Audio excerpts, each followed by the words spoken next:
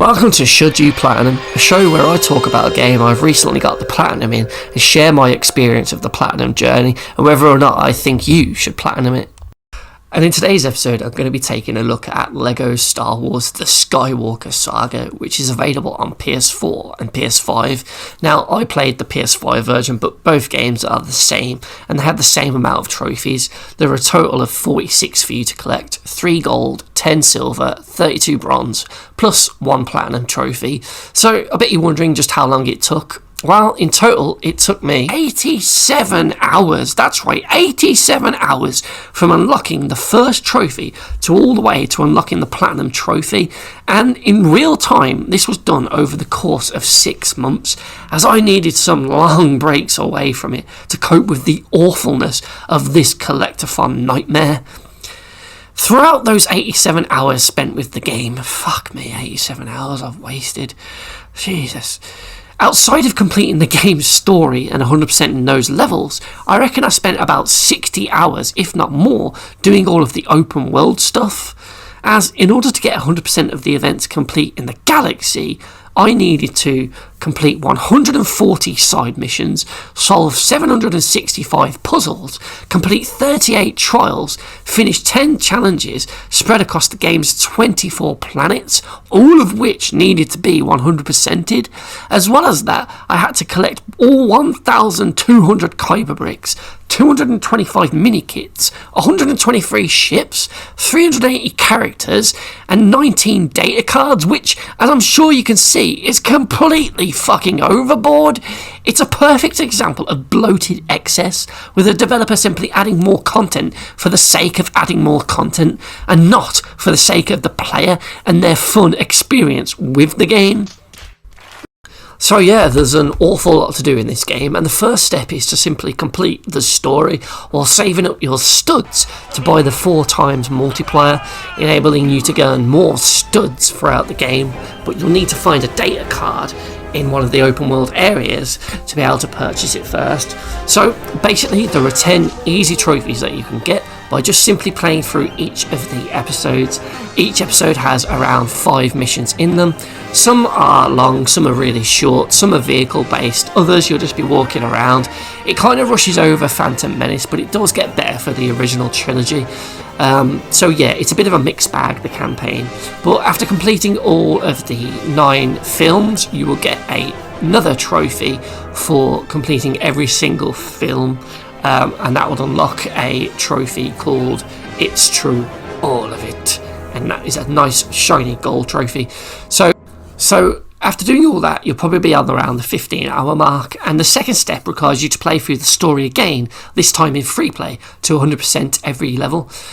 You want to definitely have Boba Fett on you when you go through this, and with the multipliers, it's easy to get some of the trophies like the True Deadite in a single level, but you'll have to do that for all levels anyway to get the second trophy. So that's basically just getting the required amount of studs to fill up the bar at the top of the screen, and once you do that on every level, you'll get that silver trophy. There's another trophy for collecting all of the mini-kits in a single level. I did that on one of the underwater vehicle levels, I think. But there's also a trophy for getting them in every single mission. So some of these can be a bit tricky, so I definitely recommend using a guide if you're getting stuck. Also, make sure you get that ability that allows you to see things in the world. It'll highlight things. I think you have to buy it with a data card, and it'll make everything that has a brick associated to it have a blue circle around it to easily find everything. It's definitely useful in the open world too. There's another trophy for completing all of the level challenges in a single level, and then another one for getting them in all of the levels, which is the silver one you can see here. So each level will have a handful of challenges for you to do, like killing certain enemies, opening a certain door, going a different route, doing certain things within a level. And again, use a guide. You can actually buy the rumours if you go into the menu and look at the challenge list to be able to see what they are, so that's definitely a helpful way of doing it. And once you get them all, you'll get the No More Training silver trophy. There's also a trophy for earning 10, I think it might even be billion studs, which sounds like an awful lot, but if you keep buying all of the multipliers, once you find the data cards to be able to purchase them, I think that's what you buy them with. You'll need 5 data cards to by all of the multiplayers, and then you'll just easily get that amount. So I wouldn't really worry about that one too much, but yeah, it's just one that you can easily get once you get the multipliers. So step 3 is the open world galaxy 100%. Now the real grind begins, because you'll have to go through all 24 planets in the galaxy, as well as the space parts for each planet, and 100% them by completing all of the challenges, puzzles and side missions associated with them, and that will unlock a series of trophies for every time you 100% all of the planets in a specific area. So this is the meat and bones of the Platinum journey, and it's where you'll probably spend a good 60 or so hours, and it is a really long and tedious grind because these missions repeat constantly. So now I'm just going to touch on some MISC trophies.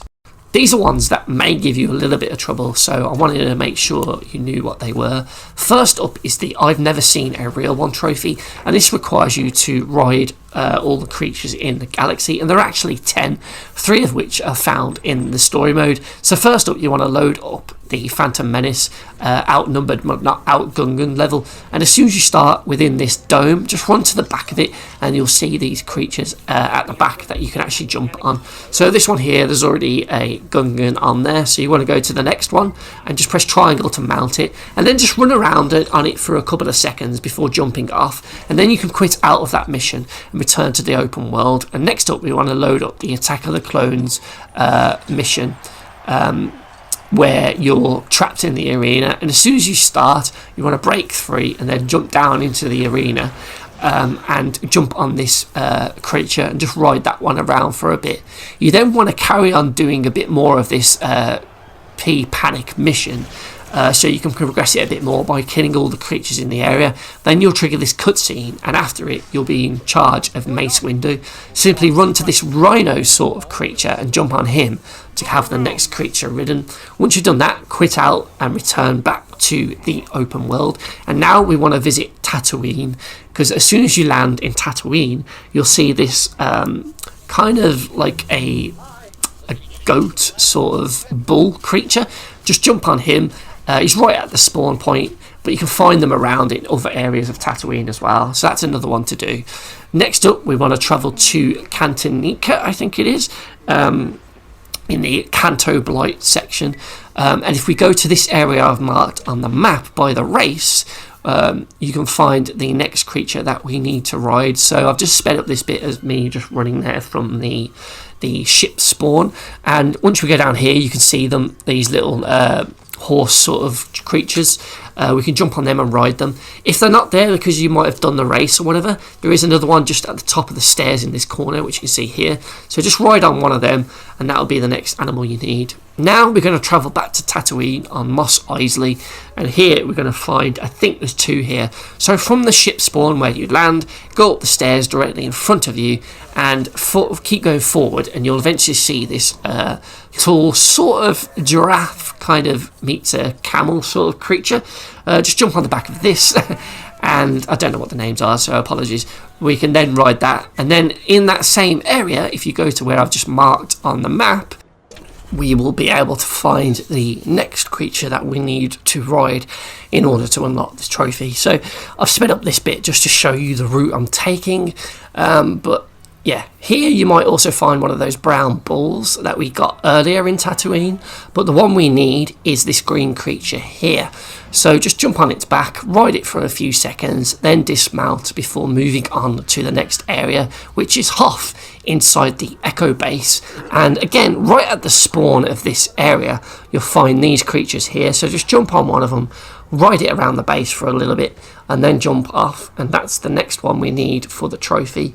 Now we need to go to KYBER at the crash site, and here I had done most of the stuff in this area. I think I actually completed all of this area, so these creatures were just sitting here at the very beginning. I'm not 100% sure if they are there right away when you first visit the planet, but you can find these horses in the village area as well, and there's certain missions you'll do where you have to ride them.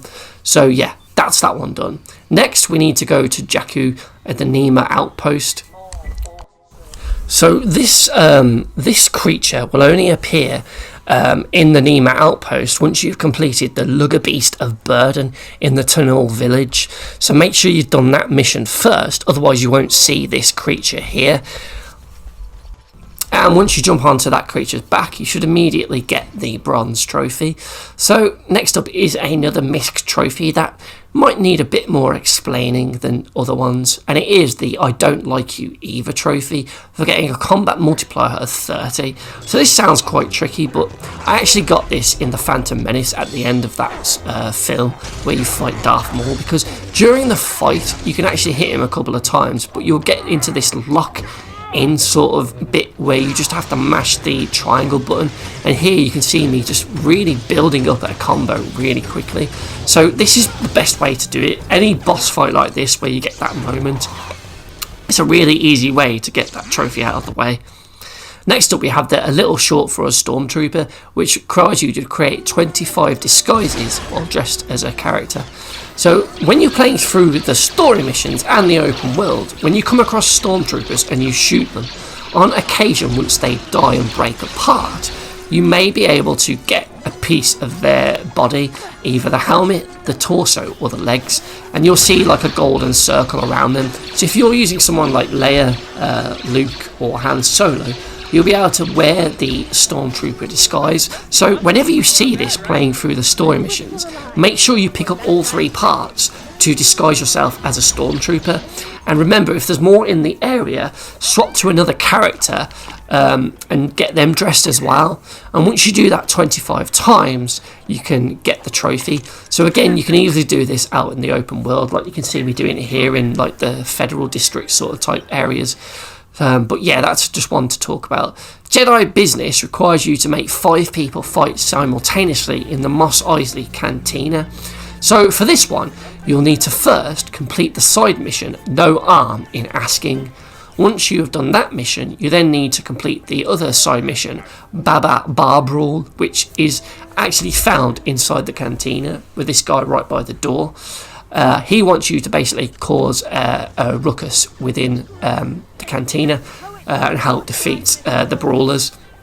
So once you've done that, you'll find that there's an awful lot of people in the cantina now. So go back to the guy and complete the mission. Then I actually walked out of the cantina, but you can just do it straight away. You want to switch to a Jedi character and then use the panic option to make people fight. You might not be able to do it on everyone, so just look around. But once you've done that, they'll start fighting and you get the trophy. And while you've got a lot of people in here, it's a good time to do the Dance in the Cantina challenge for this planet, which requires you to make people dance simultaneously in this cantina. So that's a good spot for you to get it at that point, because other times there might not be as many people in there, so it's harder to do it. So once you do that, that trophy, it's a good idea to get that challenge out of the way and get that KYBER brick solidified. I don't know what the fuck I'm talking about there, but yeah, anyway, now let's talk about a glitch warning. The fact that it's a LEGO game will, as it is of course full of glitches, and as your quest to get 100% gets closer and closer, it becomes really nerve-wracking as you hope it correctly counts every single brick or thing you unlock. This is of course provided you actually manage to beat missions without a hitch, because I bumped into several missions where the game just fucking glitched out and I couldn't do nothing, like this one here where I'm supposed to make all of the characters dance in this square for this guy, yet every time I put the 3 characters in, the counter doesn't go up, and the only way I could fix this was by quitting out of the mission back to the title screen and then going back into the game, because then once they were in the square it counted, but then the objective was to speak to the guy. But when I went up to him, I couldn't do nothing. So yet again, I had to go and quit back to the title screen and then reload into the mission. And now I could finally talk to him and go and end the mission. Or how about this one here, when you have to find the KYBER brick under the cup? I'd managed to do this easily because it would tell me where it is anyway. But once I beat it, it didn't actually count it as done. So I had to play this gun again in order for it to count for the 100% of the area. Or how about this one with the torches? You're supposed to light them up. 6 torches are supposed to be lit within the time limit to light up the door to open it, yet after doing one of them it just wouldn't light up another torch for me to put the switch on, so I could never do it. I had to just move away, do other missions in the area and then come back to this later. So any other trophies that I haven't mentioned in this video at this point should just pop naturally, whether you're playing through the story, going back through it in free play, or just exploring the galaxy to try and 100% it. So I wouldn't really worry about any other ones. So once you get all of those, you'll then unlock the Platinum Trophy, and for me, it was a massive sigh of relief to get this over with. So that's all the trophies covered. Let's give it a final verdict of whether you should plat it, play it, or avoid LEGO Star Wars. There's more puzzles for you to solve, more missions for you to complete, more characters to unlock, and more planets to 100%. It's like their game design philosophy was more, and to be honest, when playing it and going for the platinum and this trophy, all I wanted was less. I mean, please. Less repeated mission types, less bricks to collect, less puzzles to solve, less of everything really, because less is more in my opinion. I mean, when they got to 500 KYBER bricks made, did they not think that that was enough? When they got to 1000 KYBER bricks, did they really think the game needed 200 more? It's just far too bloated for its own good, and after spending 10 hours in the open world galaxy, having 100%ed perhaps 3 or so planets in that time, you will have seen everything this galaxy has to offer. And at that point you have to ask yourself, are you prepared to do the same thing over and over again for another 50 hours? If like me that's a yes, then well, good luck to you, as this took me a really long and really painful amount of time and effort to push through and get all of these bricks and get everything 100%ed to unlock the trophy. In my opinion, the game would have been perfectly fine with 500 KYBER bricks. For me, this was an absolute slog to get to 100%, and in my opinion, it felt like it should have been 3 platinums. This 87 plus hour platinum journey was worth 3 platinums, to be honest, because it quite easily could have just had a platinum for each of the trilogies, the original, the prequel and the sequels. The 3 movies in there with all of their associated planets could easily have been split up into 3 separate platinums, each with their own trophy list. But no, instead they tried to just cram everything into one game, and as a result it was far too bloated, especially the open world stuff, but bloated with repeated content and not unique and fun content throughout. Sure, I would expect a handful of repeated missions, but when you're doing the same shit on every planet, it just gets boring fast when there's 24 planets to do and you're doing the same set of missions on each one. It's just not fun. And sure, there were moments where I was having a little bit of fun, but then I would just hit a wall with a bunch more missions to do, doing the same shit that I've been doing for 30, 40, 50 fucking hours, and it just goes tiresome and just dull. I would have rather had a smaller game with a few missions in each planet, but missions that were always unique to that planet, than just having all of it repeated on every single planet. That would have made for a far better and far more enjoyable game and a much more enjoyable platinum journey. Instead, I had to push through what was a long-winded, tedious, boring and grindy quest to get everything in the galaxy 100%ed.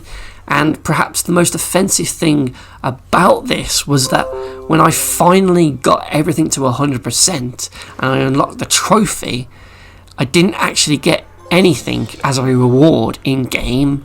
Nothing, nada, zilch. It didn't give me anything. No extra secret character unlocked. No firework display anywhere. Nothing. Not even a text congratulations message. There was absolutely nothing. What a fucking joke. 87 hours for that? Fuck off.